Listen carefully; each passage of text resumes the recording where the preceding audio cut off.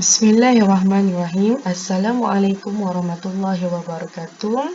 Okey, kita teruskan pelajaran kita Pendidikan Islam tahun 1, bidang ibadah, tajuk istinja. Kebersihan amalanku. Okey, sebelum tu kamu boleh buka buku teks muka surat 92. Okey, dalam buku teks ni di atas ni ialah maksud istinja. Apa itu istinja? Okey, Ustazah ringkaskan ya. Okey. Maksud istinja.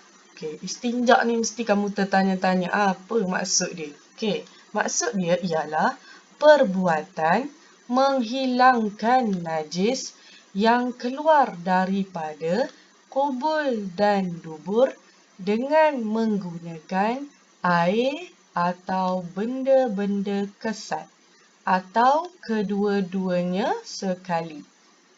Okey, maksud dia macam ni. Apabila kamu buang air besar ataupun air kecil. Contoh, air kecil kencing, buang air besar berak. Okey, kamu buang air kencing melalui kubul.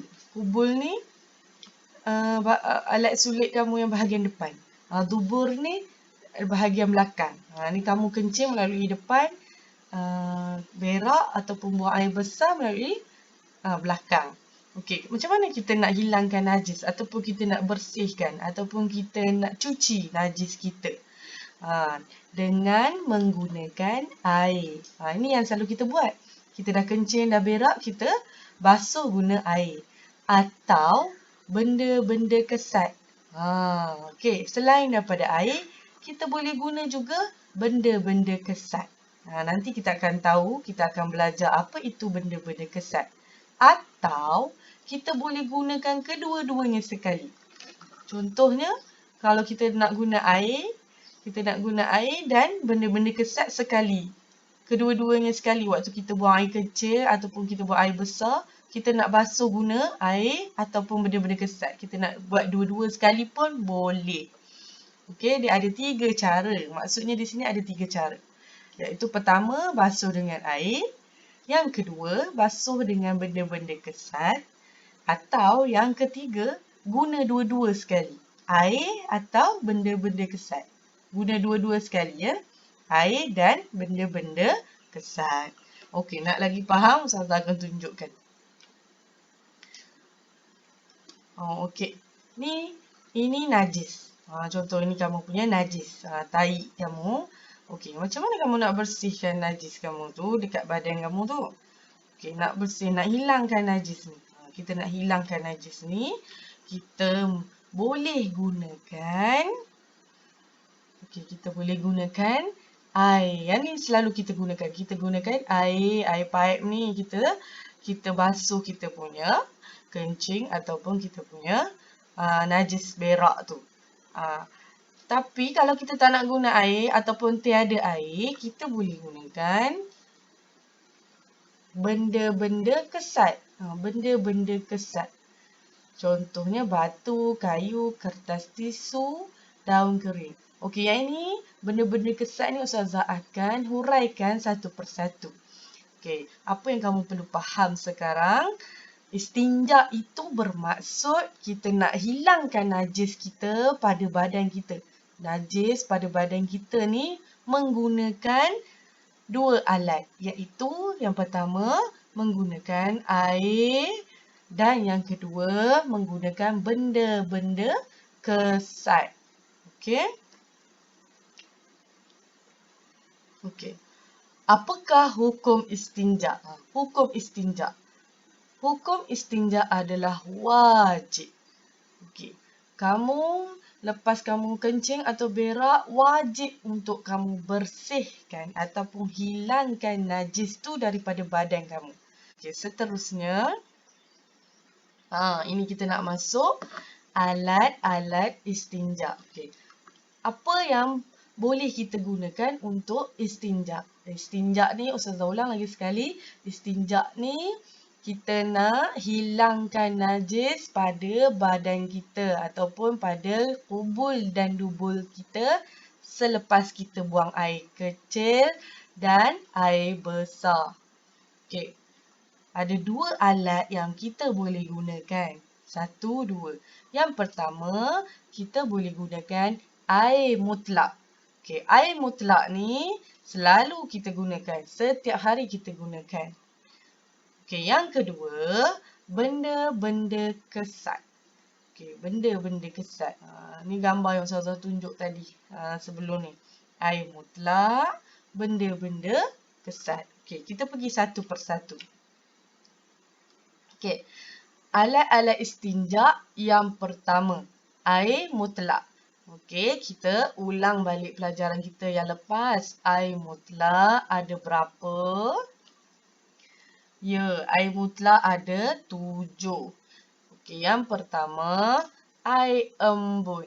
Okey, air embun ni air yang ada pada daun-daun pokok. Selalunya waktu pagi, kamu akan tengok ada banyak air embun. Okey, yang kedua, air hujan. Air hujan ni kita boleh gunakan untuk kita istinja. Okey. Yang ketiga, air salji.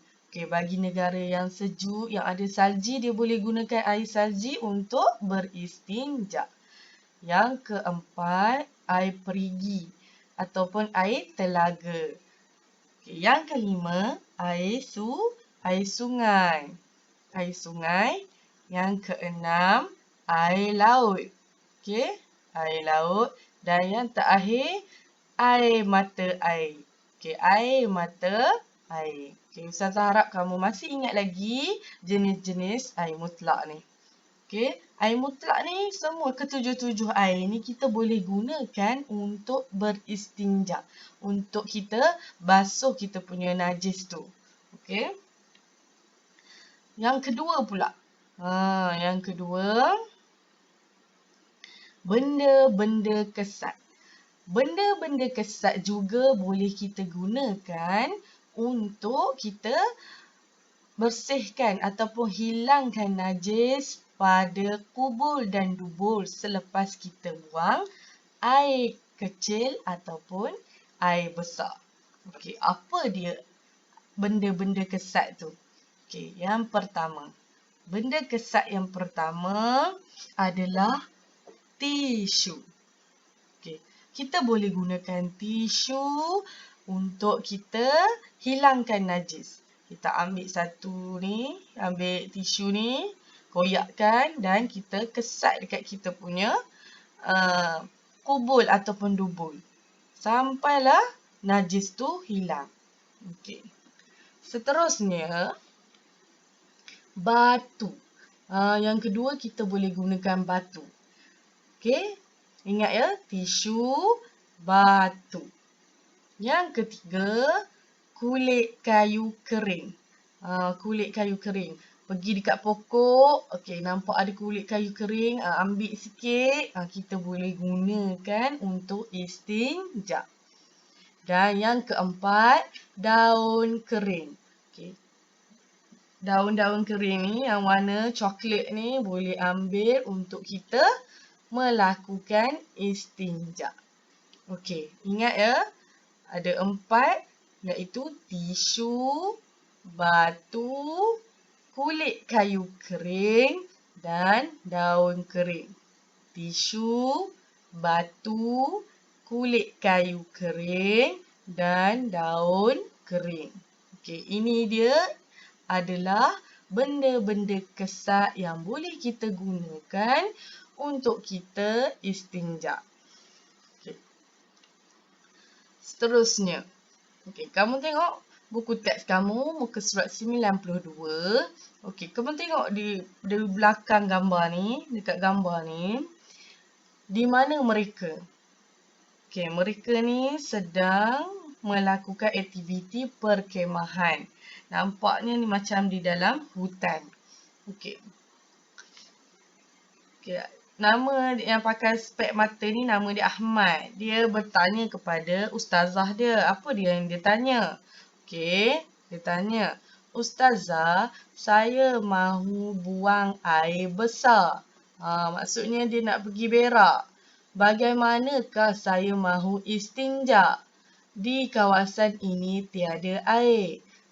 Si Ahmad ni dia tak tahan sangat dah nak buang air besar, dia nak pergi berak. Tapi dia tanya macam mana dia nak istinja, macam mana dia nak basuh dia punya berak tu. Sebab dekat hutan ni tiada air. Macam mana? Okay. Ustazah dia jawab, Ahmad, istinja bukan sahaja menggunakan air. Kita juga boleh menggunakan benda-benda kesat seperti tisu. Ustazah dia cakap, Ahmad, kita boleh hilangkan najis tu bukan sahaja gunakan air. Kalau tak ada air pun tak apa. Kita boleh gunakan benda-benda kesat seperti tisu. Kalau tisu tak ada, boleh gunakan kulit kayu. Ada pokok, ambil kulit kayu dia. Ataupun kalau kulit kayu pun tak jumpa, kita boleh gunakan daun-daun kering. Kalau tak jumpa juga, kita boleh gunakan batu. Okay, ada banyak cara untuk kita istinja selain daripada menggunakan air. Okay. Tengok kat sini. Bagaimanakah kamu beristinja? Okay, ini satu soalan yang Ustazah akan kupaskan pada pembelajaran yang akan datang. Okey, yang ini Ustazah akan sambung nanti. Okey, sekarang ni kita dah tahu apa maksud istinja, hukum istinja dan yang ketiga alat-alat istinja. Okey, Ustazah ulang lagi sekali. Maksud istinja ialah menghilangkan najis yang keluar daripada kubur dan dubur menggunakan air atau benda-benda kesat. Okey, yang kedua, hukum beristinja adalah wajib. Dan yang ketiga, alat-alat istinja ada dua, iaitu air mutlak dan yang kedua, benda-benda kesat. Benda-benda kesat itu adalah seperti tisu, batu, kulit kayu kering dan daun kering. Okey, itu sahaja. Nanti kita akan sambung pada pelajaran kita yang akan datang tentang bagaimanakah cara kita nak beristinja. Okey.